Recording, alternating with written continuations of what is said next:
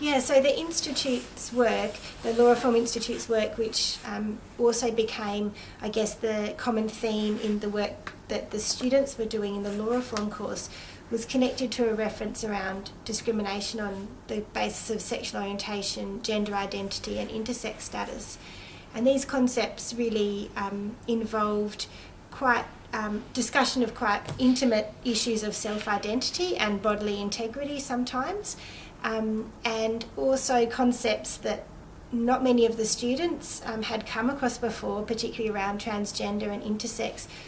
The fact that not many of us had met people from those communities or with those experiences, and I was also on that journey myself, so I had the opportunity to do work with people with direct experience in that area, but it was still quite a new thing for me.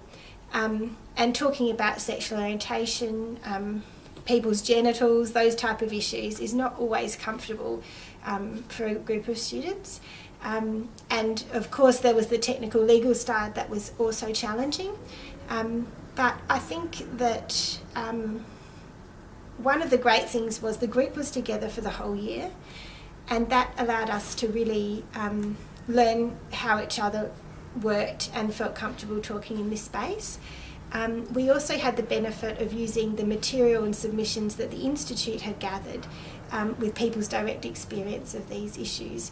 So that helped us all learn about those insights and the way to talk about it. So it was a challenge, and there were times when people's views and their own life experiences or their own faith, religious faith, was really brought to the fore in our discussions. And some of the strategies that worked well to do with that would be around small group work, but also this role play idea that you would take a side that you hadn't personally expressed yet. And so we did that a few other times other than the one I mentioned. We also did a kind of small group interview process where one person would interview the person from a different perspective than they had articulated themselves. So that gave space for people to explore topics in a way that wasn't going to be personally attributed to them.